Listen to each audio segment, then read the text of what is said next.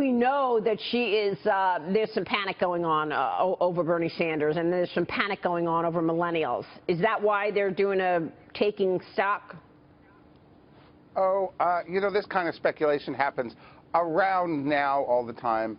I think first they've got to see the results from New Hampshire. Last time, all the polls said she was going to lose New Hampshire, and she won New Hampshire. I think first you've got to see that.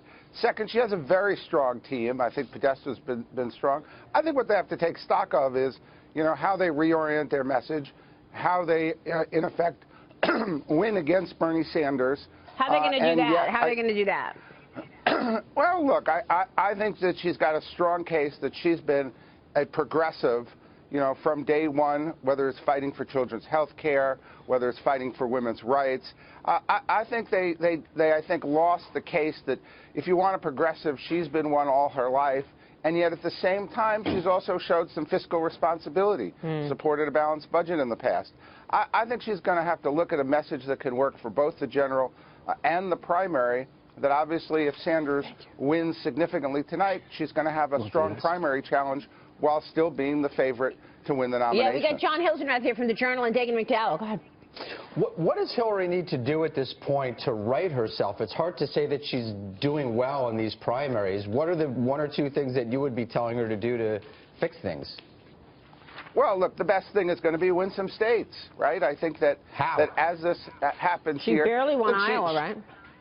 Look, everyone knows she's got strong constituencies in the African-American, Hispanic communities, and they really haven't voted in any significant numbers in these states. So when the mass Democratic electorate, many of whom have supported her all the way out here, gets to vote, she's going to have a stuff to win. So is that what it is? Does she need to be reaching out to African-American and Hispanic communities and get the Get Out the Vote movement there? Is that what she needs to do to right herself?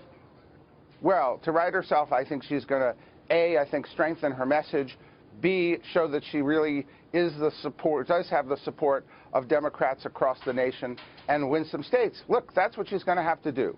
At the end of the day, she'll come out here, as people have. There's no campaign that doesn't go through a near-death experience, even a winning campaign, in presidential primary politics. If she can come out of this and then go in and win some states and hold her constituency together, she, I think, remains the favorite. I think Sanders obviously has got a substantial chance, but is not yet a favorite. Mark, does it help or hurt her to have prominent female supporters essentially telling women, you know what, you're not pro-woman if you don't vote for Hillary Clinton because she's a woman? Does that, I guess, there's a place in hell for you. Repel certain, repel certain female voters. Look, I think that both Gloria Steinem and Secretary Albright meant well. I'm not sure that would have been exactly the best event to bring young women over to Hillary Clinton's campaign.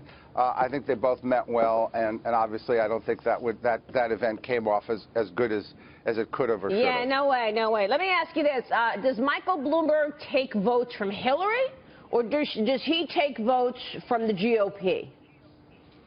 Well, look, if he does run, I think that for any independent candidate to be successful, they could either be a spoiler, as I think Ross Perot was largely a spoiler, or they could, to win, they have to take almost equally from both sides. I think right now Bloomberg would probably take more Democrats than Republicans, but that would be for him, if he decides to run, to see if he could make a case to both. Yeah. Interesting that Michael Bloomberg confirmed that he's actually looking at this. To the Financial Times, which is a little odd. Why?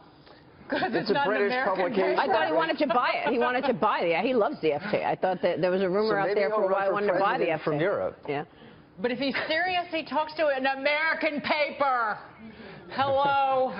Mark, it's hard to see how he identifies with the American people breaking the news. Maybe he should go to Tokyo to announce. Yeah, I know you're a former strategist for Hillary Clinton, Mark, but is there anybody on the GOP side you like? Well, I just have been fascinated by what's going on with the Christie's kind of suicide bomber attack on Rubio. I don't see that he got any votes out of it, and he's muddied the situation and helped Trump and maybe helped Kasich. Yeah. And I think when you look at it, you know, Democrats are concerned that Rubio could get Democratic votes. Kasich maybe could get Democratic votes. Yeah. I don't think they worry that Trump or Cruz could. So in some sense, I think Christie came to the aid of probably the Democratic Party by being such a suicide bomber. I don't think he gained anything. I think he helped Trump. Yeah. Isn't Trump attracting a lot of people from across the political spectrum? Yeah, him too. Yeah, same thing there. We'll see. So far, I think Trump's polls have overstated a bit of his support. We'll see what happens here in New Hampshire, whether that's the case as Iowa or not. Mark, love your insights. See you soon, sir. Thank you. Thank you. Mark Penn coming up.